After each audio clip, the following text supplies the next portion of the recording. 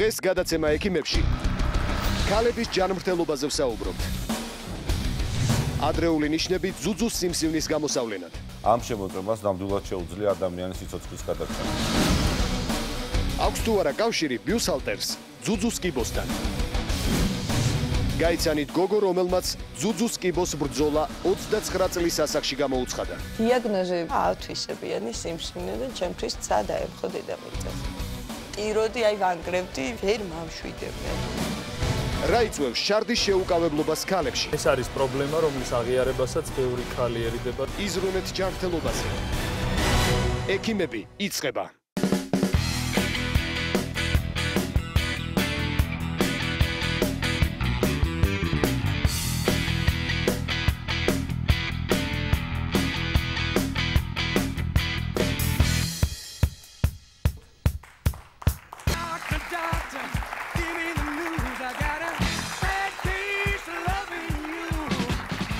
გამარჯობა, დღეს კვირა, ეს არის გადაცემა ექიმები და ამჯერად მე ნინო და დათო მზად ვართ, რომ თქვენთვის საინტერესო სამედიცინო თემებზე ვისაუბროთ. დღევანდელი ჩვენი გადაცემა ეძღვნება პლანეტის ყველაზე მნიშვნელოვან ადამიანებს, ქალებს. კოტე, ძალიან მომეწონა, რომ შენი პირით აღიარეთ. ეს ესეა ნამდვილად აქსიომა, ასე რომ ამაზე არავინ არ დაობს. თქვენ კი გონიათ, რომ კაცები თქვენს მიმართ მზრუნველობას მხოლოდ იმით ვიჩენთ, რომ მარჩი ყოჩი ვარდებს გშუქნით, მაგრამ თლათმასე არ არის. მაგალითად, გადაცემას მთლიანად ქალების ჯანმრთელობას მიუძღვნით და ვასწავლით, როგორ იზრუნონ საკუთარ თავზე. ძალიან კარგია. დათო, დღეს ლევანის ნაცვლადაც ჩვენ უნდა ვიზრუნოთ ქალების ჯანმრთელობაზე, რამხელა პასუხისმგებლობა დაგვაკისრა ლევანი. ეს არის უდიდესი ნდობა მისგან. კი, და დიდი მადლობა მას. როდესაც ქალების ჯანმრთელობაზე ვსაუბრობთ, არ შეიძლება არ დავიწყოთ ქალებისათვის ყველაზე დიდი პრობლემით, სარძევი ჯირკვლის სიმსივნით. ქალთა პოპულაციაში კიბოს ყველაზე ხშირი ფორმა სწორედ სარძევი ჯირკვლის კიბოა.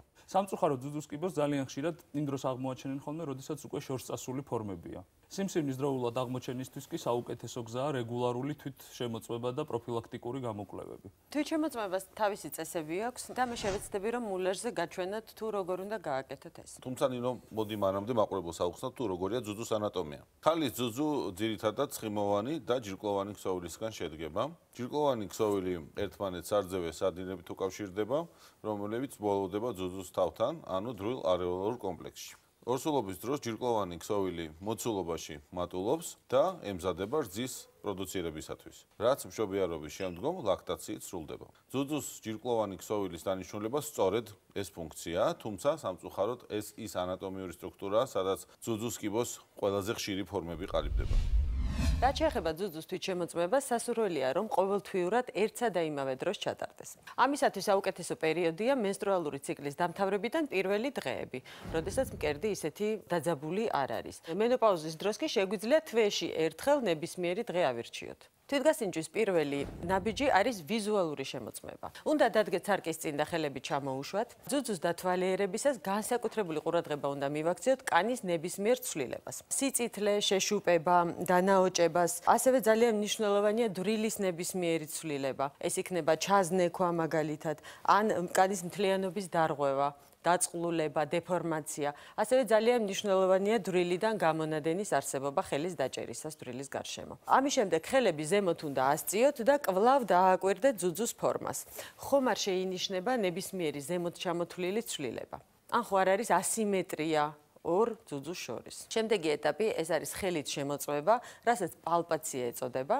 პალპაციის მიზანია, რომ იგრძნოთ და შეხებით შეამოწმოთ მთლიანად ძუძუს დრილისა და არეოლას ჩათვლით. ეს ემსახურება იმ მიზანს, რომ აღმოვაჩინოთ ის ცვლილებები, რომელიც მის სტრუქტურაში გაჩნდა. ხელით გასინჯვისას ძუძუ უნდა იყოს გლუვი და რბილი. ხელით შემოწმებისთვის არსებობს სამი გავრცელებული მეთოდი. პირველი ეს არის ხაზოვანი მეთოდი, რომელიც გულისხმობს ძუძუს შემდეგნაირად შემოწმებას. ძუძუზე წარმოსახვითი ვერტიკალური ხაზების გასწვრივ გადაადგილებას უნდა შევამოწმოთ აი ესეთი ხაზოვანი მოძრაობებით. ხომ არ იგრძნობა რაიმე სიმკვრივე ან რაიმე წარმონაქმნი, რომელიც აქამდე არ იყო. ვიწყებთ იღლის ტერიტორიიდან და მოძრაობის მკერდის ქვეშ ვაგრძელებთ. ხელს ამ დროს ნელა ამოძრავებთ და ოდნავ დაჭერილიც გაქვთ კანზე, რომ შევიგრძნოთ შიდა მდებარე სტრუქტურებიც.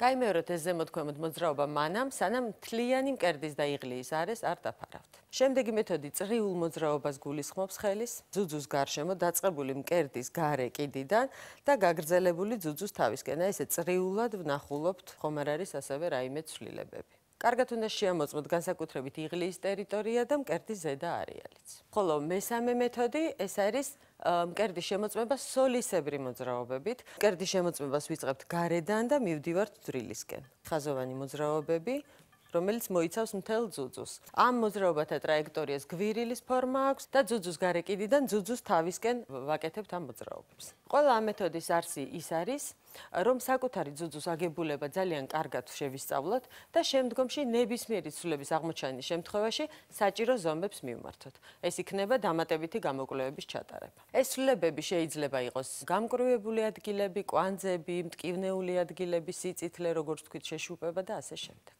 ამ შესანიშნავი მულაჟისთვის კი დიდი მადლობა საქართველოს უნივერსიტეტს. ყველა ქალმა თვეში ერთხელ ნამდვილად უნდა გამონახოს დრო ასეთი თვით შემოწმებისათვის, იმიტომ რომ ამ შემოწმებას ნამდვილად შეუძლია ადამიანის სიცოცხლის გადარჩენა. ჩვენი გმირის მაგალითი ამაში დაგარწმუნებთ.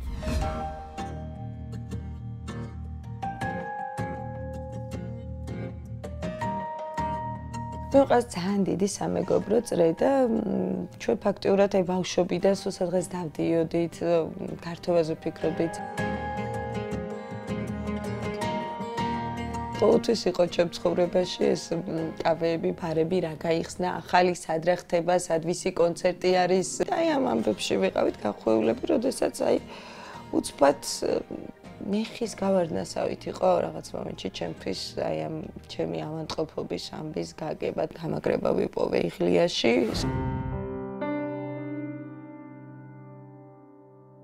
დიაგნოზი როდესაც კი გაეჟღერდა ავთვისებიანი სიმსივნე, ანუ ჩემ წინაშე ძალიან ცუდი პერსპექტივები წამოიჭრა. ან სიკვდილი, ან მეორე მკერდის დაკარგვა.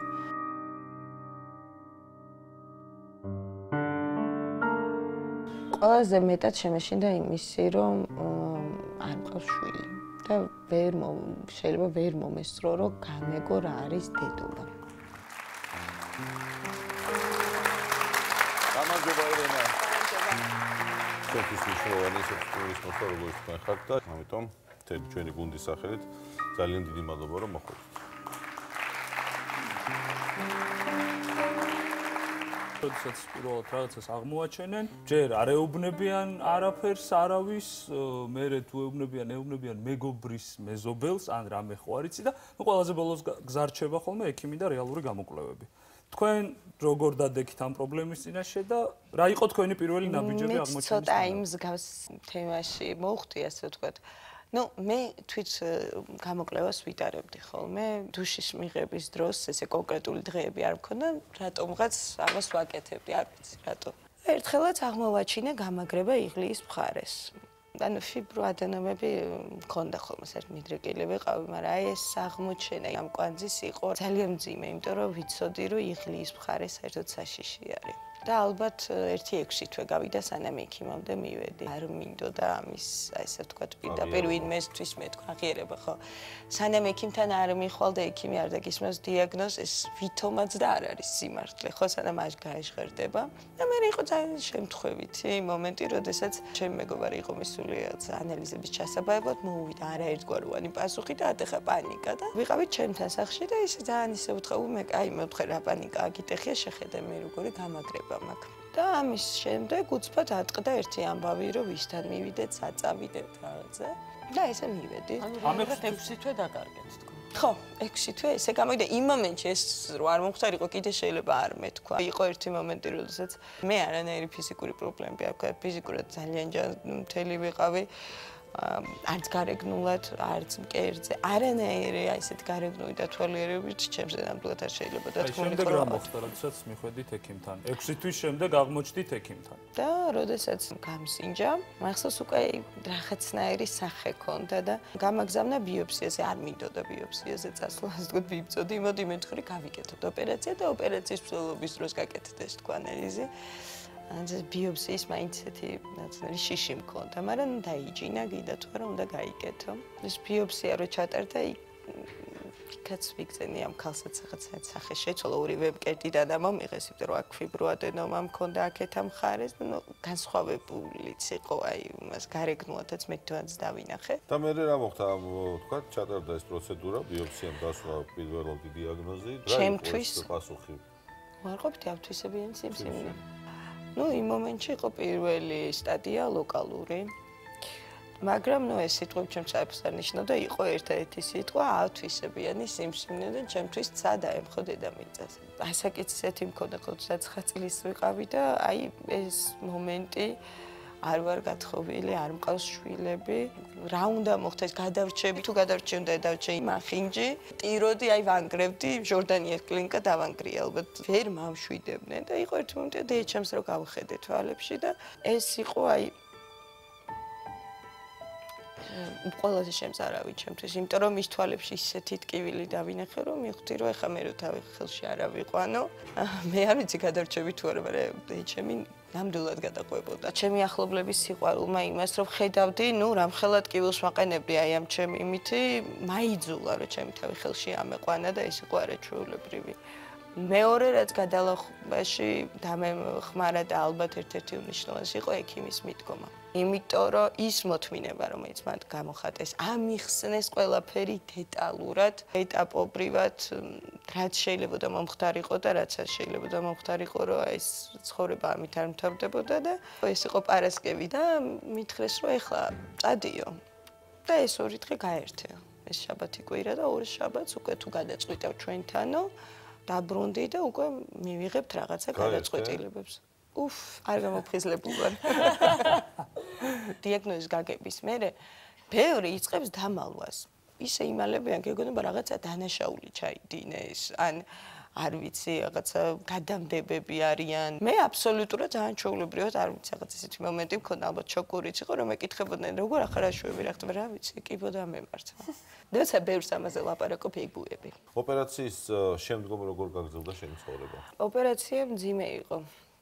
ნამდვილად, მაგრამ მუდმივად იმყოფებოდნენ ჩემ პალატაში ჩემი მეგობრები და არ მაძლევდნენ რაღაცა ცუძე ფიქრის საშუალებას. ყოველი რაღაცა აი პატარა წარუმატებლობას ჰქონდა რაღაც ფსიქოლოგიურად ჩემთვის შიშის ფაქტორი სიწვევდა, რომ აი ვაი და არ წავა ყველაფერი კარგად, მაგრამ ნუ აი ამას რაღაცაად არ ვიცი, მე თვითონ უკლავდებოდი, არ ვაძლევდი ჩემ თავს ცუძე ფიქრის საშუალებას და შემდეგ დადგა საკითხი უკვე ქიმიოთერაპიის დაწყების, ქიმიოთერაპიისთვის მე გამიმგზავრე სტამბოლში. ონკოლოგიური პაციენტები ხშირად აღნიშნავენ, რომ ერთ-ერთი ყველაზე რთული ამ ბრძოლაში არის ქიმიოთერაპია, რომელიც იწვევს ვიზუალურ ცვლილებებს, დისკომფორტს, ზოგადად მდგომარეობის გაუარესებას, ჯანმრთელობის, ხო, ეს არის თმის გაცვენა, წონაში მატება და ასე შემდეგ და გადასარევი გარეგნობის გოგოსთვის ალბათ ეს განსაკუთრებულად ტრამული იყო. გრძელი თვა მქონდა ძალიან, როდესაც ეს მოხდა, ჯერ კარეზე შევიჭერით, მაგრამ როდესაც პირველი გადასხმა გამიგეთ და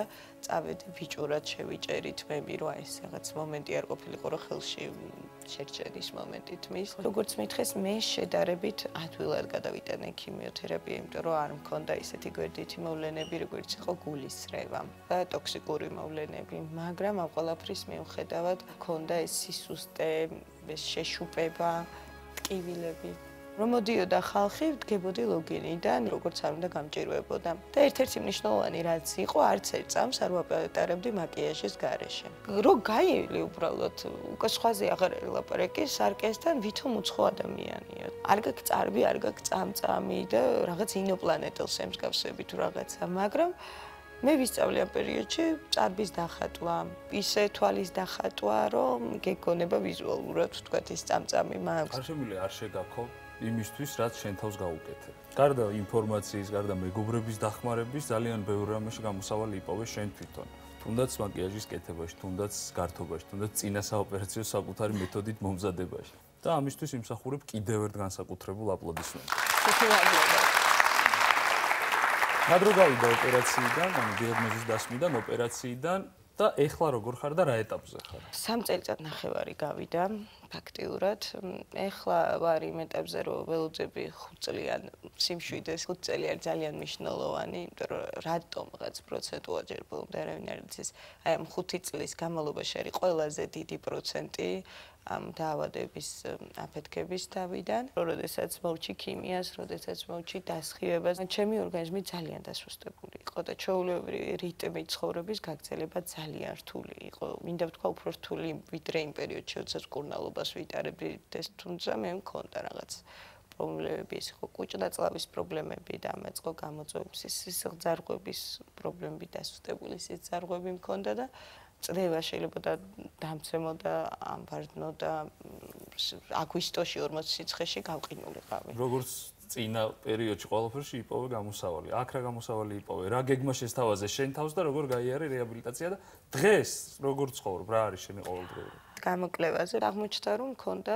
ნაწლავების ანთება და ფლორა მქონდა დარღვეული. აქაც გამომიწერეს ასე ვთქვათ გარკვეული პრეპარატები, დავაწერინე იქ რა შეიძლებოდა მეჭამა, რა შეიძლებოდა რაზე უარი უნდა მეთქვა აბსოლუტურად. ფაქტიურად 1-7 თვე არის სასწრაფო არ გამომიძახები. ძალიან კარგი. ეს იმის შემდეგ რაც დაიწყე ჯანსაღი კვება. ჩვენ ვიცით რომ არა მარტო შენი კვებები ჯანსაღად, არამედ სხვებზე ზრუნავ და აძლევ იმის საშუალებას რომ დააგემოვნონ სხვათა შორის შენს მიერ მომზადებული კერძები. მოგვიყევი ამის შესახებ. ეს დაიწყო აი ესე, იმიტომ რომ შესაძაც მითხრეს რომ ძალიან აუცილებელი არის მეთქვა გენმოდიფიცირებულ საკვებზე, კონსერვებზე, რაღაცეებზე, ბევრაცებზე უარი და დაიწყე ჩაღრმავება, მაგრამ არის ხოლმე რაღაცა მომენტები, რომ ვთქვათ, მოგვინდება შევჭამოთ პილმენი. მოგვინდება შევჭამოთ კიევური კატლეტი ან სხვა სახის კატლეტი და ეს არ არის პრობლემა, როდესაც არის ისე მომზადებული, როგორც უნდა იყოს. ყამათის გარეშე ყველა ვთანხმდებით იმაზე, რომ კარგ პროდუქტს კარგი მომზადება ჭირდება. გავიგეთ, რომ რაღაც კარგებს ეს გოგო ამზადებს. ხო და ის შეძენის პრობლემა რომ მე გქონდა მე თვითონ გადავწყვიტე ესეთი ადამიანებისთვის ვისაც ადარდებს ეგეთი რაღაცები, გამიკეთებინა სახლურად ვაკეთებ პილმენს, კიევურ კატლეტს, პაშტეტს, სხვადასხვა სახის კატლეტებს, თევზის კატლეტი, რაც ვთქვათ, არ არის საქართველოში. სახლურად აკეთებ ანუ სახლში? სად იყიდება ეს პროცესი? სახლში ვაკეთებ, დიახ, ჯერჯერობით სახლში ვაკეთებ ამ ყველაფერს. და სახლიდანვე ვყიდ. Facebook-ით გააკეთეს ჩემმა მეგობრებმა რეკლამა, რეკავენ ტელეფონზე. ჩემი სახით ერთი ჩემი სახითაც არ ქონა მღუპავს. შენ რა გინდა გითხარი ხოლმე ჩვენ დაგიკვეთავთ და საერთოდ მოგართო. რო შეიძლება და პირველად გავიგე. შეძლებს დაგვარად თითქმის მთლიანად ხმარო მხოლოდ ქართულ მხოლოდ გაუყინავ პროდუქტს, უმაღლესი ხარისხის ხორცხვიტულობ, რომელსაც მე თვითონ ვაქცევ ფარშად, ისი არა როიაც ვენდობი. დარწმუნებული ვარ, ნამდვილად გემრიელი იქნება. მოკლედ ჩვენ აუცილებლად გავხდებით, მე ყოველ შემთხვევაში და ნინო და დათო არ დავაკლებთ შენ Facebook-ზე მოთხოვნებს, იმიტომ რომ ძალიან კაი რაღაცებს აკეთებთ მართლა. ერთი მნიშვნელოვანი ის რომ ესეთი მაგარი გოგო ყვები ისტორიას, რომელსაც ჩვეულებრივ ადამიანები ისმენენ. ვიღაცას ჯერა, ვიღაცას არ ჯერა, მაგრამ ყოველთვის იჭერენ იმას რა უთხრა ადამიანმა, ვისაც ეს გამოცდილი აქვს. რას ეთყოდი იმ ლამაზ გოგოებს, რომელიც ახლა არიან ამ ბრძოლაში ჩართულები? აუცილებლად ვეთყოდი, რომ არ უნდა დაყარო ფარხმალი, არ უნდა ჩაიციკლონ იმ შეკითხვაზე, ყველაზე დამღუპველი შეკითხვა არის რატომ მე, იმიტომ რომ ამას პასუხი არსებობს, თუ შენ არა, მაშინ სხვას რატომ. გააკეთონ ფოკუსირება იმ რაღაც დადებით მომენტებზე, თუმცა ძალიან რთულია და აუცილებლად კიდევ ერთხელ ვიტყვი, ქიმიოთერაპიის დროს არ დანებდნენ. მე ვიცი ეს ძალიან რთული არის, რომ თავი მოიწეს რეგო და ნუ ჩაიკეტებიან, აუცილებლად. შენ დაგვარწმუნე, რომ სიმსივნე ნამდვილად არ ნიშნავს სიკვდილს და ბრძოლას ყოველთვის აქვს აზრი და კიდევ ერთხელ აპლოდისმენტები ძალიან მაგარ გოგოებს. აქ ძალიან დიდი მადლობა ჩვენს მეგობარ ფარმაცევტულ კომპანია ავერს თანამშრომლობისთვის. ცოტა ხანში ექიმებში. ყველაფერი ბიუსჰალტერის შესახებ. მანამდე კი გაიგეთ, იწვევს თუ არა საკვების სიმსივნეს. რეალურად რა კავშირია კვებასა და სიმსივნეს შორის? შეუძლია თუ არა არასწორ კვებას სიმსივნის გამოწვევა და პირიქით სწორი კვება გვიცავს თუ არა კიბოსგან? ეს არის შეკითხვები, რომლებიც ყველა ჩვენგვანს მოგვსვლია თავში და რომელსაც ახლა ჩვენი სტუმარი უპასუხებს. ჩვენთან ერთად არის ექიმი მამოლოგი ნინო ქართველიშვილი. საუკუნის შეკითხვას უნდა გავცეთ ახლა ჩვენ ერთად პასუხი. რა მივირთვათ იმისათვის, რომ არ დაგვემართოს კიბო, ან რა არ მივირთვათ, რომ კიბო დაგვემართოს? თუ პირიქით, მოკლედ. დადგენილია თუ არა მეცნიერების მიერ და არის თუ არა ამისი მტკიცებულებები, რომ არის კავშირი კვებასა და მაგალითად ზუძუს კიბოს განვითარებას შორის. პირდაპირ კვების პროდუქტი, რომელიც ცნობილია, რომ აი ეს კვების პროდუქტი აჩენს ძუძუს კიბოს, ესეთი ნამდვილად არ არის, მაგრამ ჩვენ ვიცით მიზეზი, რის საფუძველზე შეიძლება ძუძუს კიბო განვითარდეს, ეს არის ჭარბი წონა და სიმსუქნე. ანუ ყველა ის საკვები პროდუქტი, რომელიც იწვევს ადამიანის და ქალის წონის მომატებას, ჭარბი წონის დაგროვებას, ეს ყველაფერი მავნებელია და ჩავთვალოთ, რომ კი, ეს იწვევს მაშინ ძუძუს კიბოს. კარგით, იმისათვის რომ არ მოვიმატოთ, არ დავაგროვოთ ეს მავნენი ნივთიერებები. აი ეს წარმოდგენილი პროდუქტიდან, რომლისკენ გაგიქცევათ უფრო ხელი თქვენ მაგალითად? იცით რა არის, ძალიან გემრიელად გამოიყურება აი ეს თევში, სადაც მოთავსებულია ზუსტად ის პროდუქტი, რომელიც არ არის რეკომენდებული, რომ საკვე პროდუქტად გამოვიყენოთ. თუმცა იშვიათი მისი მოხმარება, რა თქმა უნდა, შესაძლებელია. საუბარი აქ არის არა თუ ხორცის პროდუქტზე, არამედ სპეციალურად დამუშავებულ, შებოლილ, სხვადასხვა ქიმიკატებით შეზავებულ, ეგრეთ წოდებულ წითელ ხორცზე, თუ კონკრეტულად ვთქვათ აი ესეთ შებოლილ პროდუქციაზეა საუბარი. დიახ, ხორცის გამოყენება რა თქმა უნდა შეიძლება უბრალოდ გააჩნია რომელი ხორცით იკვებება ადამიანი. ხორცი, რომელიც შეიცავს ძალიან ჭარბი რაოდენობით ცხიმს, ეს არ არის რეკომენდებული. ამიტომ კარგი იქნება თუ ვთქვათ მენიუში ადამიანი გამოიყენებს ხბოს ხორცს, ძალიან კარგია, ქათმის ხორცი. რეკომენდებულია ბატკნის და ცხრის ხორცი. რა თქმა უნდა, არ არის სასურველი ისეთი შებოლილი პროდუქტები, რომელიც აი ამ თევზია განთავსებული, ეს პირდაპირ უკუჩვენებაა და ზოგადად ჯანმრთელობისთვის არ შეიძლება. დანარჩენ თევზებზე რაც არის წარმოდგენილი, ეს ნამდვილად სასურველია ადამიანმა იკვებოს აი ამ პროდუქტით. უნდა მივიღოთ დიდი რაოდენობით ხილი და ბოსტნეული. ძალიან კარგია პომიდორი, რეკომენდებულია, ესეც იცავს ორგანიზმს კიბოსაგან, არის ეს დადგენილი ნამდვილად. კარგია სტაფილოს გამოყენება, კომბოსტო არაჩვეულებრივია, მწვანილი ნამდვილად ეხმარება ორგანიზმს, ხელი შეუწყოს მის იმუნური სისტემის გაძლიერებას.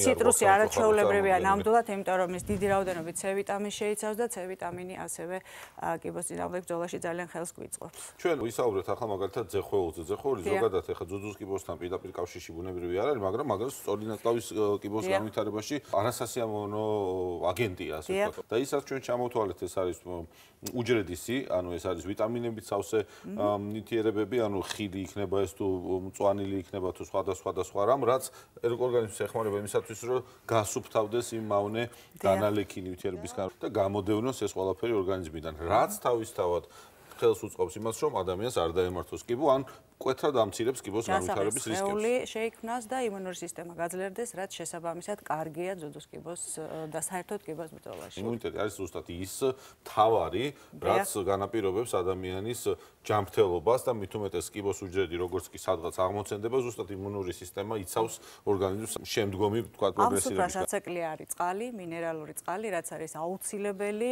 დღეში ადამიანმა 2 ლიტრამდე წყალი აუცილებლად უნდა მიიღოს, რომ ნორმალური ნივთიერებათაცვლა მიმდინარეობდეს ორგანიზმში და დანარჩენი პრინციპში გვაქვს ყველაფერი. ჭარბი წონა არის ცუდი, არა მარტო კიბოსთვის, არამედ ძალიან ბევრი დაავადებისთვის, ამიტომ ყოველთვის უნდა შეეცადოს ადამიანი თავის წონას კონტროლი გაუწიოს, კვების რეჟიმს კონტროლი გაუწიოს, ასევე აკონტროლოს რა ზღებულობს, როგორ ღებულობს, გარდა იმისა, რომ საკვების სახეობა შეერჩეს, სასურველია საკვების ულუფებსაც მივაქციოთ ყურადღება, რეგულარულ კვებას ასევე და ფიზიკური აქტივობა, ფიზიკური ვარჯიში, სირბილი, ცურვა, ეს ყველაფერი არის. კარგი, ტინო, მე მაქვს ასეთი შეკითხვა, როდესაც დასმულია დიაგნოზი კიბო. ამ შემთხვევაში თქვენ გარდა იმისა, რომ მედიკამენტურად თქვა ქირურგიული მკურნალობის ხალხს არის თუ არა მაგალითად რაიმე სპეციფიური დიეტა, რაც არის რეკომენდებული, რა არ უნდა მიიღოს ასეთმა ადამიანმა, ან რა უნდა მიიღოს ასეთმა ადამიანმა? იგივე რეკომენდაციები ვრცელდება? აბსოლუტურად იგივე რეკომენდაციებია. კატეგორიულად ვუგრძელავთ მათ დიდი რაოდენობით გავმეორდები ალბათ ცხიმების მიღებას. ცხიმოვანი ქსოვილი ეს არის წყარო, წარმოიქმნას ჭარბი რაოდენობით ესტროგენი ორგანიზმში. ესტროგენი ეს არის ის ჰორმონი, რომელსაც ჩვენ ასე ვთქვათ, გაურბივართ ძუძუს კიბოს და ვცდილობთ ის შევამციროთ ის ორგანიზმში. ასე რომ პირველი რეკომენდაცია ეს არის კვების რეჟიმის დაცვა, წონის მომატებისგან თავის დაცვა, ფიზიკური აქტივობა. მე მგონი ძალიან გასაგებენაზე ვისაუბრეთ ჩვენ ახლა, რომ აი ეს ფერად-ფერადი საკვები ბევრად უფრო სასარგებლოა, ვიდრე ეს საკმაოდ გემრიელი, მაგრამ გამოიყურება, თუმცა სასარგებლო ნამდვილად არაა, მაგრამ ადამიანები ვართ, ალბათ თვალი გაგვექცევა. მიღწევა, მაგრამ ყოველდღიური ხმარებიდან აუცილებლად უნდა იქნას ამოღებული. ძალიან დიდი მადლობა ამ რეკომენდაციებისათვის. საკვების შესახებ ყველაფერი გასაგებია, თუმცა კიდევ ერთი საკითხი, რომელსაც საკვებთან კავშირი ნამდვილად არ აქვს, მაგრამ ქალები ხშირად მოიხსენიებენ ხოლმე ძუძუს კიბოსთან მიმართებაში, არის ბიუსჰალტერი. შეიძლება თუ არა, რომ ლიფი გახდეს ძუძუს კიბოს მიზეზი და როგორ უნდა შევარჩიოთ ბიუსჰალტერი. ქალბატონ ნინო, თქვენი დახმარება დაგჭირდება, რომ ამ შეკითხვებს უპასუხოთ. კოტე, გადმოდი უკვე დროა, ნუ დამტოვე ამ გარემოში მარტო. დაგეხმარები ნინო. ჭირდება აშკარად თქვენი დახმარება. შეგახსენებთ, რომ ჩვენი დღევანდელი გადაცემა ქალის ჯანმრთელობას ეძღვნება და გადავდივართ თემაზე, რომელიც აბსოლუტურად ყველა ქალს აინტერესებს. ეს არის ბიუსჰალტერი. ბიუსჰალტერი გამოგონილია იმისათვის, რომ კერძ ლამაზი ფორმა შეძინოს, მაგრამ ხშირად არასწორად შერჩეული ლიფის გამო ძუძუს ფორმაც ეკარგება, ნუ შესაძლოა რაღაც პრობლემებიც შეიქმნას. და თქვენი აზრით, რატომ ხდება ეს? იმიტომ რომ ქალებისთვის არავის უსწავლებია ლიფის სწორად შერჩევა. შევიტანოთ სკოლის პროგრამაში. აუცილებლად. და ხოდა დღეს ვასწავლოთ თუ როგორ უნდა შეარჩიონ სწორად ბიუსჰალტერი და ჩვენ შემოგვიერთდება ერთი ულამაზესი გოგო, შორენა ბეგაშვილი. ძალიან ლამაზი ხარ, როგორ წოვე? იმდენჯერ ხარ უკვე ჩვენი სტუმარი.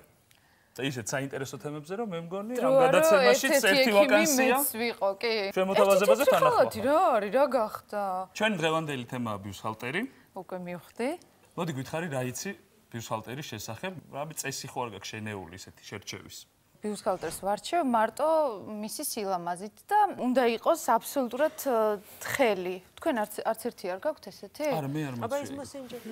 ანუ უნდა იყოს აბსოლუტურად თხელ ნაჭერზე დამზადებული. და მეცოდი. ზაფხულში ისიც მაწუხებს და ანუ ვცდილობ ხოლმე რომ როცა ვთქვათ ძალიან გამჭვირვალეა, მარტო მაშინ ჩავიცვა. თუმცა ჩემი მეგობრები ფიქრობენ რომ ბიუსჰალტერის გარეშე მკერდი გაუფუჭდებათ და აცვიათ ღამეც და დღეც. ეს არ ვიცი ხო რამდენად ზედმეტია? აი მაგ თემასაც აუცილებლად დაუბრუნდებით. ვითამაშოთ მითი და რეალობა. ჯერ აუდიტორიას დაუსვამ შეკითხვას და მე შორენა შენს გამეცი პასუხი ამის შესახებ. თუ შეიძლება მოიმარჯვეთ ნიშნულები, მითია თუ რეალობა, რომ მოჭერილ და რკინის რკალებიან ბიუსჰალტერს ძუძუს კიბოს გაჩენა შეუძლია. დარბაზის აზრი გაიყო ორად. ძალიან დიდი მადლობა დარბაზ პასუხისათვის. შორენა, შენი აზრით? მეც სულ ეს მესმოდა რომ აი ეს რკინის რკალები არის საშიში. და შეიძლება ამან გამოიწვიოს თუმცა რაიმე არ ვითვალისწინებდი. თუმცა არ ვითვალისწინებდი. ქალბატონინო, ამაზე თქვენ უნდა გვიპასუხოთ. ეს რა თქმა უნდა მითია, რეალობა ნამდვილად არ არის. ამით საფუძვლად ის მოსაზრება დაედო, რომ თითქოს ამ რკინებს და ზოგადად ვიწრო ლიფებს მკერდის ქსოვილზე ზეწოლის შედეგად შეუძლიათ ეგრეთ წოდებული ლიმფოსტაზონური ლიმფური სითხის შეგუბება გამოიწვიონ და თუ ლიმფა კარგად არ მოძრაობს, ორგანიზმში ტოქსიური ნივთიერებები გროვდება და ამის გამო ეს იწვევს მეტნაკლებად ძუძუს კიბოს. ისეთი მოჭერილი ლიფი, რომელიც ლიმფოსტაზს გამოიწვევს, უბრალოდ ვერ გაუძლებს ქალი რომ ჩაიცვას. არსებობს სპეციალური ბიუსჰალტერებიც, რომლებიც დიდი მკერდის ეფექტს ქმნის, ანუ ავსებს ძუძუს მოცულობას. სხვადასხვა სილიკონის სისქეები და ასე შემდეგ სხვადასხვა მასალაში ჩადებული. ბიუსჰალტერს მთელი დღის განმავლობაში ატარებს ქალი და თუ ის ზუსტად არ არის მორგებული და გარკვეულ დისკომფორტს ქმნის, ეს არის მართლა ძალიან შემაწუხებელი. რა თქმა უნდა, ამან შეიძლება კანიც გააღიზიანოს, ტკივილიც გამოიწვიოს, გაწითლებაც კონკრეტულ არეებში, მაგრამ ძუძუს კიბოს ნამდვილად არ იწევს. ქალბატონინო, თუ შეიძლება მოგვეცეთ რეკომენდაცია თუ რა უნდა გავითვალისწინოთ, როდესაც ბიუსჰალტერს ვარჩევთ? უნდა ვიცოდეთ რა ზომას ვიცმევთ და შესაბამისად უნდა ვიცოდეთ როგორ შევარჩიოთ ზომა, როგორ განსაზღვროთ. ზომის განსაზღვრისთვის ორი ძირითადი ზომა არსებობს, რითიც ჩვენთვის კომფორტული ბიუსჰალტერის ნომერი უნდა შევარჩიოთ. პირველი ზომა, რომლითაც უნდა სანტიმეტრით შემოვსაზღვროთ გარშემოწერილობა, რომელიც მოიცავს სარძევე ჯირკვლებს და მეორე გარშემოწერილობა, რომელიც სარძევე ჯირკვლების ქვევით განისაზღვრება. აი ამ ორი ზომით შესაძლებელი იქნება კომფორტული ბიუსჰალტერის შერჩევა. სანტიმეტრი გვაქვს? სტუმარი თუა თანახმა დაგვეხმაროს ვასწავლოთ მაყურებელს როგორ უნდა გავზომოთ. მე მზომავთ? აბა მე არ მაქვს. კარგი გამზომავ. რა გედინა? და იცი გაზომო? ასე ვისწავლე. პირველი და დაუშვათ ხელები, დავდგეთ სწორად და ვზომავთ მკერდ ქვეშა გარშემოწერილობას. ქალბატონინო, სწორად? დიახ, აბსოლუტურად. ან დაახლოებით ამ დონეზე. რო გავზომოთ სარტყელი რა ზომის უნდა იყოს, ხო? შორენა მზად ხარ დღეს მთელმა საქართველომ გაიგოს შენი მკერდ ქვეშა ზონის გარშემოწერილობა. თქვი. თქვა. და ეს გახლავთ 75 სანტიმეტრი. მაგრამ ეს ეხლა დროებით მე გავხდები და მე სხვა მე ჩვენ შემდეგ გადაცემას გავაკეთებ და წავიდე. შემდეგ ეხლა უნდა გავზომოთ კერდის ზედა გარშემოწმება. ეგრე არა. და დადგა დრო გავიდით ზედა გარშემოწმება. აგაზომე უკვე? კი. ეს გახლავთ 93 სანტიმეტრი. ადრე იყო ასეთი ზომები, ყოველ შემთხვევაში მიღებული ასე იყო 1 2 3 4 5 6 და ასე შემდეგ, ხო? აქ არის ცხრილი წარმოდგენილი. ბიუსხალტერს აწერია ორი ზომა. ალფავიტი და სანტიმეტრებში. ალფავიტი გვაჩვენებს ძუძუს მოცულობას და სანტიმეტრები გვაჩვენებს სარტყლის ზომას, რამდენი უნდა იყოს. თუ თქვენი მკერდქვეშა გარშემოწერილობა არის 75 სანტიმეტრი, ხოლო ძუძუს გარშემოწერილობა 93 სანტიმეტრი, ამ შემთხვევაში ძუძუს გარშემოწერილობას უნდა გამოვაკლოთ მკერდქვეშა გარშემოწერილობა. მიღებული ციფრი იქნება ძუძუს ზომა. ამ კონკრეტულ შემთხვევაში 18 სანტიმეტრი ცხრილის მიხედვით შეესაბამება D-ს, ანუ 4 ზომას. გამოდის, რომ შორენას ბიუსჰალტერის ზომაა 75D, სადაც 75 არის მკერდქვეშა გარშემოწერილობა და D ძუძუს ზომა. თუ თქვა ძუძუს ზომა არის 10-12 სანტიმეტრი, ესე იგი ეს არის 2A, ანუ ძველი სტანდარტების მიხედვით 0 ზომას შეესაბამება პირობითად. 12-13 სანტიმეტრი არის A, ეს არის 1 ზომა, შემდეგ 13-15 და ასე შემდეგ ადის F მახასიათებლამდე უკვე 6+ ზომა ძველებური სტანდარტებით რომ ავიღოთ და სწორედ იმ ციფრების და ამ ციფრების მიხედვით უნდა შეირჩიას სწორად ბიუსჰალტერის ზომა იმისათვის რომ ხალხმა იგრძნოს კომფორტულად თავი. ეს რო არ დავიმახსოვრო და ისევ თვალზომით შევიძინო. ეს მეორე ვერსია, ალტერნატიული ვერსია, თუმცა კარგ ხარისხიან პროდუქციას ყოველთვის აწერია თავისი ზომები, რომელიც ყველა ხალხმა იცის ინდივიდუალურად თავის სხეულიდან გამომდინარე და ასე არჩევენ. თუმცა ქალბატონინო, არსებობს რაიმე მარტივი რჩევა, არ უნდა უჭერდეს, არ უნდა ჭყლეტდეს, მაგათაც არ აქვს ესეთი ცხვირი და არ არის კონსულტანტი. არის ძალიან მარტივი რჩევა. შეარჩევს ქალბატონის სასურველ ბიუსჰალტერს, ჩაიცმევს და ის თავს უნდა გზნოდეს კომფორტულად. რას ნიშნავს ახლა? ეს სამხრეები მას არ უნდა უჭერდეს მხრებზე. ეს ერთი. მეორე სარტყელი, რომელიც იკვრება უკან, ძალიან მოჭერილი არ უნდა იყოს და თითი მაინც უნდა თავსდებოდეს შიგ და თავისუფალი იყოს. და შესაბამისად, სარძევი ჯირკვლების მოცულობა უნდა შეესაბამებოდეს ლიფის ნაწილების მოცულობას. ხალი, როდესაც იხდის ბიუსჰალტერს, მას ნაწოლები არ უნდა რჩებოდეს. სამხრეები არ უნდა ეტყობოდეს, სარტყელი, რომელიც შეკრული იყო, ლამაზადაც უნდა გამოიყურებოდეს და კომფორტულადაც უნდა გრძნოდეს. ძალიან მარტივია. ძალიან მარტივია. და ღამეჩაც აუცილებელია რომ კერდი არ გაფუჭდეს? არა, ნამდვილად არ არის აუცილებელი. კერდი ნამდვილად არ გაფუჭდება, ღამე თუ ლიფს არ ჩავიცმევ. და თუ ინეს მთელი ღამე აცვია საშიშია? არ არის საშიში. ასე რომ ვისაც როგორ უნდა ისე მოიქცეს. ყველაფერი ძალიან მარტივია. თავარია თქვენ იყოთ კომფორტულად და რაც გინდათ ის. კიდევ ერთი მცირე დეტალი მინდა დავამატო, თუ როგორ შეიძლება რეალურად მივხვდეთ ბიუსჰალტერის სწორად არის შერჩეული თუ არა. პატარა ზომა, რა თქმა უნდა, ადვილად მისახვედრია, იმიტომ რომ მართლა მოგვიჭერს და დისკომფორტ შეგვიქმნის, მაგრამ დიდი ზომის ბიუსჰალტერი ესევე ძალიან მარტივია, უბრალოდ შეგვიძლია ხელები ავწიოთ მაღლა და ესე ხელაბაწეული გადავეხაროთ წინ, გვერდზე, ცოტა უნდა წაივარჯიშოთ მოკლედ. გამოდის, რომ ბიუსჰალტერი თუ ჩვენია, ვარჯიშის დროს თუნდაც გადაწევისას არ უნდა მოძრაობდეს ჩვენი მკერდი. კარგად მორგებულია ბიუსჰალტერი. ნამდვილად ესე უნდა იყოს. ბიუსჰალტერის საშიში ნამდვილად არ არის და არანაირი კავშირი ბიუსჰალტერის ტარებას არ აქვს ძუძუს კიბოსგან ვითარებასთან. მადლობა არ უთხრათ კოტე თეთრეულის მაღაზია პელტის, ესეთი ლამაზი თეთრეულის გამოგზავნისთვის. დიდი მადლობა, შემდეგი გადაცემა მიუძღვნათ შორტების მორგებას. შორენა მოკლედ გადაცემის ამ ნაწილს ერქვა ყველაფერი ბიუსჰალტერის შესახებ. გავეცით ყველა კითხვის პასუხი, მე მგონი? მე მგონი კი. გადასარევი დამხმარე ყავდა. ქალბატონინო ძალიან დიდი მადლობა. მე მგონი ყველა მიხვდით როგორ უნდა შეარჩიოთ სწორად ბიუსჰალტერი. დავამსხვრიეთ მითები ლიფისა და კიბოს კავშირის შესახებ, ასე რომ ხვალიდან ყველა იჭერს სანტიმეტრს, იზომავს ან უზომავს იმეს და კომფორტულ მორგებულ ბიუსჰალტერების ტარებას იწყებს.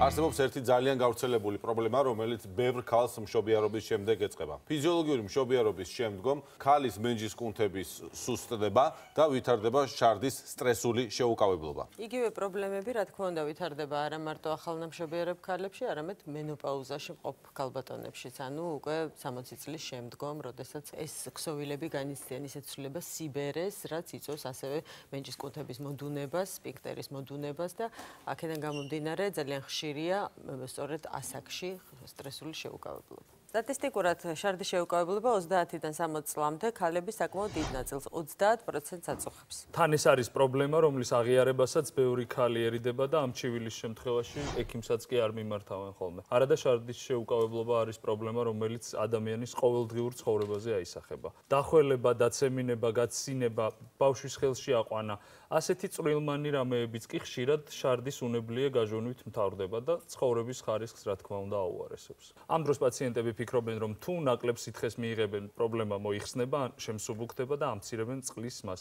რაც დანაშაულია პირდაპირი გაგებით, იმიტომ რომ წყლის ნაკლებობა თავის მხრივ სხვა სამედიცინო პრობლემებს იწვევს დამატებით. ერთ რამეს მინდა ხაზი გაუსვა, რომ შარდის შეუკავებლობა არის პრობლემა, რომლის მოგვარება შესაძლებელია. რაც გჭირდებათ მხოლოდ ის არის, რომ ექიმს მიმართოთ და პრობლემას შესაძლებელია იმაზე მარტივად მოგვარდეს, ვიდრე თქვენ წარმოგიდგენიათ. ხშირად მენჯის კუნთის ვარჯიშებიც კი საკმარისია ხოლმე პრობლემის გადასაჭრელად, მაგრამ ეს ვარჯიშები ვიღაცამ ხომ უნდა გასწავლოთ. ამიტომ არის აუცილებელი ექიმთან დროული მისვლა. საშარდე სისტემის ანატომიას თუ წარმოვიდგენთ, ადვილად მივხვდებით თუ რას ნიშნავს შარდსტრესული შეუკავებლობა და რა იწვევს ამ პრობლემას. თირკმელიდან შარდი ჩაედინება შარდის ბუშტში, შარდსაწვეთების საშუალებით ბუშტი ნელ-ნელა ივსება და როდესაც ადამიანი ნებაყოფლობით მოადუნებს შარდის ბუშტად არსებულ კუნთებს, სითხე გარეთ გამოიდევნება. ასაკის მატებასთან ერთად ან რაიმე ტრავმის შედეგად, როგორც არის მშობიარობა, მაგალითად, მენჯის ღრუში არსებული კუნთები, რომლებიც შარდის გამოყოფის კონტროლზე არიან პასუხისმგებელი, სუსტდება. ფიზიოლოგიური მშობიარობა თავისთავად ძალიან დიდი ტრავმაა მენჯის კუნთებისთვის და დიდ გავლენას ახდენს შარდის გამოყოფ სისტემაზე. რაც უფრო მეტი მშობიარობა აქვს ქალს გადატანილი, მით უფრო იზრდება კუნთების დასუსტების რისკი. ყველა ამ ფაქტორის გამო იწყება შარდის სტრესული შეუკავებლობა. როგორ შეიძლება ქალმა შარდის გამოყოფაზე კონტროლი დაიბრუნოს? რა გზები არსებობს უნებლიე შარდვის პრობლემის მოსაგვარებლად? ამ კითხვებზე პასუხის გასაცემად ჩვენთან მოვიდა უროლოგი, მედიცინის დოქტორი ალექსანდრე ხელაია. პირველში რა თქმა უნდა ბახმაროს ხალხი მივხვით, როგორ გამოიხატება ეს პრობლემა, როდესაც კუნთები კარგად აღარ მუშაობს, შარდი მუდმივად მოწვეთავს საშარდებილიდან, თუ ერთბაშად გადმოისწრება.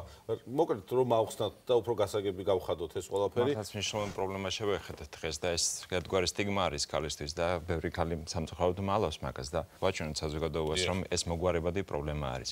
რაც შეეხება თქვენ უშუალოდ კითხვას, თუ როგორ ხდება ამის გადმოღრა, ეს უკვე დამოკიდებული არის შარდის შეუკავებლობის სიმძიმეზე. ეს შეიძლება იყოს ეპიზოდური დაღვრა, ეს შეიძლება იყოს მუდმივი დაღვრა. არსებობს ხარისხები შარდის შეუკავებლობის.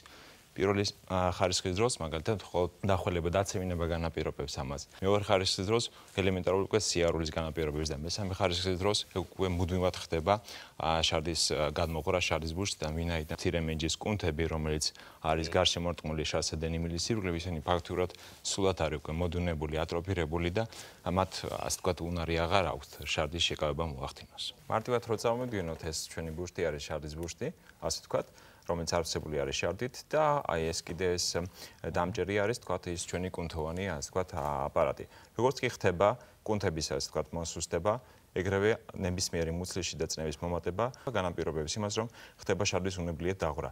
რაც უფრო მეტად არის შესუსტებული ეს კუნთოვანი ჩამკეტი მექანიზმი, იმით უფრო მეტი ინტენსივობით იღვრება შარდი. აი მაგალითად ეხა ეგ სულ რომ მოუშვათ, ნიშნავს რომ კუნთი არ მუშაობს, ხო? დიახ. აი ეს განაპირობებს შარდის შეუკავებლობას, ანუ მესამე ხარისხი, რაც უკვე აგვიხსნეს, სრული გადმოღრა. დიახ, მუდმივად ხდება ყოველგვარი გამღიზიანებლის გარეშე, მუცლის შიდა წნევის გაზრდის გარეშე. როგორც კი ჩაგროვდება, ეგრევე გადმოიღება. მომენტალურად იცლება. შარდის გაჟონვის ეპიზოდების მიზეზები უკვე ახსენით მეტნაკლებად, ეს არის კუნთების ფუნქციონალობის შესუსტება, ტრავმები, მაგალითად როგორც არის ფიზიოლოგიური მშობიარობა, ასევე მენოპაუზალური ასაკი ქალბატონების, ეს ყველაფერი გასაგებია, მაგრამ ჩვენ როგორც ვიცით, არსებობს ეგრეთ წოდებული ურგენტული შეუკავებლობა შარდის და თუ შეიძლება აგვიხსენით და უხსენით მაყურებელს თუ რა იწვევს ამ პრობლემას და რას ნიშნავს ის. მეორე დიდი ფორმა არსებობს შარდის შოკოლადის, ეს არის urgentული, ანუ იმპერატიული მოთხოვნები ხდება შარდის ბურთიდან წამოსული, რომლის შეჩერება ფაქტიურად ქალბატონს არ შეუძლია. ბრძანებითი მოთხოვნა არის მოშარდვაზე, რომელიც შეიძლება გაჩნდეს ნებისმიერ დროს, ნებისმიერ ადგილზე, ნებისმიერ რაოდენობით დღის განმავლობაში და ფაქტიურად ქალი იძულებული არის გაიქცეს საფრთხეში. ცხოვრების ხარისხი მკვეთრად გვეითდება ასეთი პათოლოგიის არსებობის დროს. რა თქმა უნდა, სამწუხაროდ ქალი არის მიბმული საფრთხეში, მისი ყოველდღიური საქმიანობა არის შეზღუდული, იძულებული არის შეიცვალოს სამსახურით, შეზღუდოთ მაქსიმალურად სითხის მიღება, ის სპეციალურად არჩევს დასაცმელს, რომ თუ თქვათ ეს უნებლიე, შარდის უნებლიე დაღვრა მოხდება, დიახ, ნაკლებად ეს გამოჩნდეს, ეს ყველაფერი და ხშირად ეს უკვე დეპრესიამდე მიდის. Რაიმე არის კავშირი ინფექციებთან, თუ აქვს თან ინფექციების არსებობასთან, ქრონიკულად მიმდინარე პროცესებთან? დიახ, რა თქმა უნდა, მაგრამ ეგ უკვე მეორადი ფორმა არის ინფექციაზე და ელემენტარულად წავეც ცისტიტის დროსაც ჩვენ გვაქვს ამ მსგავსი სურათი. ეს კონკრეტულად სიმპტომატიკა ვლინდება არსებული პათოლოგიის დროს, მაგრამ აი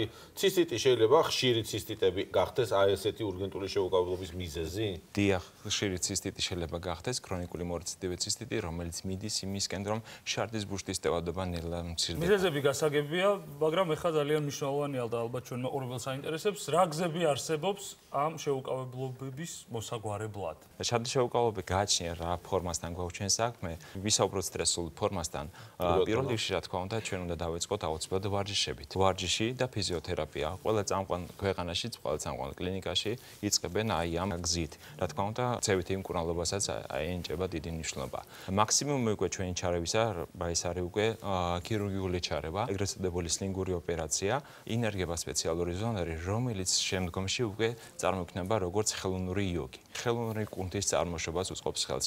აი ეს კუნთი, იოგი, ანუ ზონრის ირგვლივ იქნება უკვე დამჭერი მექანიზმი აი ამ ჩვენი პრობლემის მოგვარების. ხელოვნურად იქნება დამჭერი ჩარცადენი მილის დაფიქსირება ხდება სპეციალური ზონარის საშუალებით, ნახევრად გამწვავი ესეთი ბადეები არსებობს, რომელიც ტარდება შარდის გამოყოფის ადინარის ქვეშ და უბრუნებს მას თავის ნორმალურ ფიზიოლოგიურ მდგომარეობას. სანამ მივა მკურნალობის ტაქტიკა ოპერაციამდე თქვენ ახსენეთ ვარჯიშები, რაც ბევრად უფრო მარტივია. რა ტიპის ვარჯიშებია? თუ უნდა იარონ ქალბატონებმა სადღაც სპეციალურ ცენტრებში, თუ უბრალოდ სახლში შეიძლება ყველას ოპერაციაკეთოს? დიახ, რა თქმა უნდა, იოლ საწყის ფორმებში ასე ვიტყოდი, ეს ვარჯიშები სავსებით საკმარისი არის.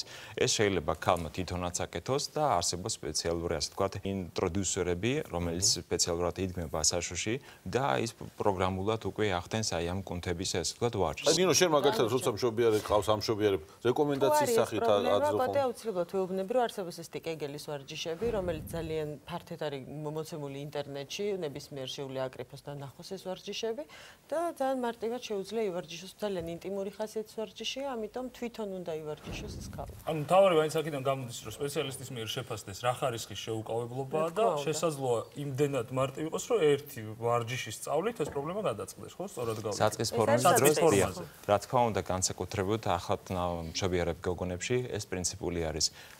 ეგრევე უნდა დაიწყოს აი ამ ვარჯიშების შესრულება, ვინაიდან მოხდეს აი ამ მცირე მეჯის სრული რეაბილიტაცია, თუნდაც აი ამ კეგელების ვარჯიშით. და ძალიან დიდი წინააღმდეგჩვენება არის ასევე სიმძიმეების აწევა სამწუხაროდ ქართულ ქალებს უყვართ ხოლმე ეს ბაზრის ჩანთების ტარება და შემდეგ ეს ძალიან დიდი სტრესი ორგანიზმისთვის და წინააღმდეგჩვენება ამის. მოკლედ რომ შევაჯამოთ, ქალებმა შარდის შეუკავებლობით, რა თქმა უნდა, პირველ რიგში უნდა მიმართონ ექიმს და დროულად. შემდეგ ექიმი წყვეტს უკვე რა სახის დახმარება ჭირდებათ, მათ ეს იქნება ვარჯიში თუ სხვადასხვა მკურნალობის მეთოდების გამოყენება. იმ პერიოდში კი სანამ ექიმამდე მიხვალთ და სანამ მკურნალობის მეთოდები შეირჩევა, არსებობს საშუალება, რაც ცხოვრების ხარისხს გაგიუმჯობესებთ და ცხოვრებას შეგიმსუბუქებთ. ეს არის საფენები, სპეციალურად იმ ქალებისთვის, რომელთაც შარდის შეუკავებლობა აქვთ, ხო? რა ტიპის საფენებია ეს, რამდენად ვთქვათ, პრაქტიკულია ქალის ყოველდღიურ ცხოვრებაში? რაღაც დროებითი საშუალება უნდა არსებობდეს, ვიდრე ეს პრობლემა გადაიჭრება. მაგრამ მეორე მომენტიც არსებობს, შარდის შეუკავებლობა მთელ რიგ შემთხვევებში ეს არის მუდმივი პრობლემა, რომელიც მოგვარებაც შეუძლებელია, მაგრამ ადამიანმა ცხოვრება უნდა განაგრძოს.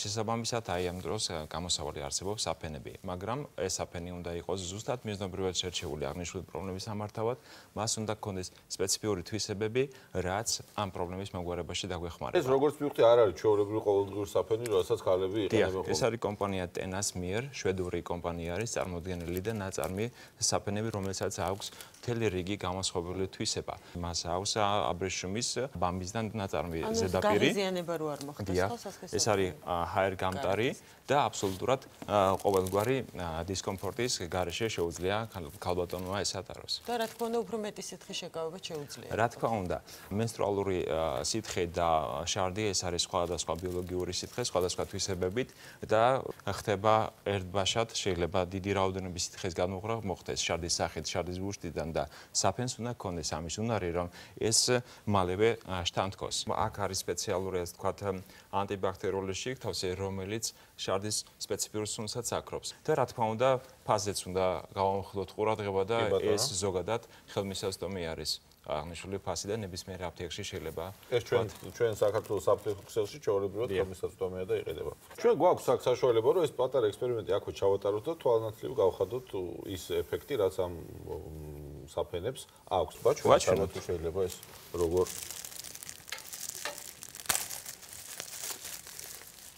იმის მიხედვით თუ რა ინტენსივობით ხდება, ასე ვთქვათ, შარდის უნებლიე დაღვრა, ჩვენ შესაბამისად სპეციალურად საფენი უნდა შევარჩიოთ, იმიტომ რომ აქ არის მითითებული თუ რა ინტენსივობით ეს არის გამოხატული, იმიტომ რომ შეიძლება ეს იყოს ყოველდღიური, ასე ვთქვათ, ერთი წვეთის შემცველი პირდაპირ არის მინიშნებული შეფუთვაზე და შეიძლება ეს იყოს მაქსიმალური რაოდენობა, ეს ულტრამინი არის და მხოლოდ ერთი წვეთი არის.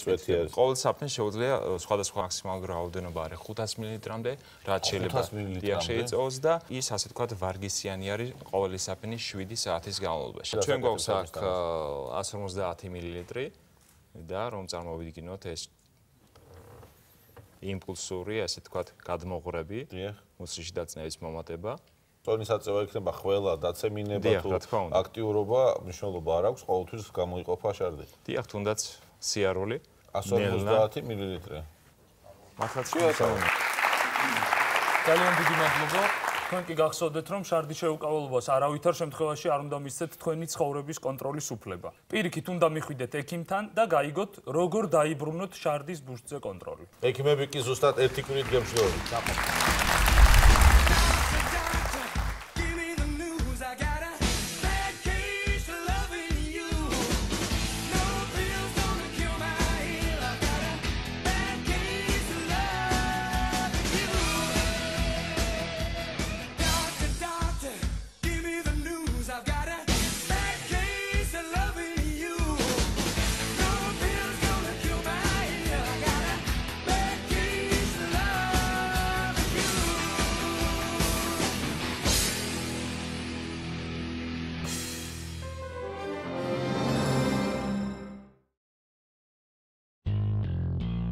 რეკლამის შემდეგ ექიმებში.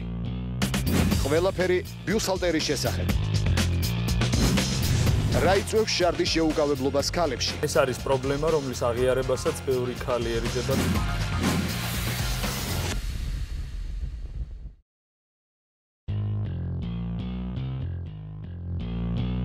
რა იწვევს შარდის შეუკავებლობას ქალებში? ეს არის პრობლემა, რომლის აღიარებასაც ბევრი ქალი ერიდება.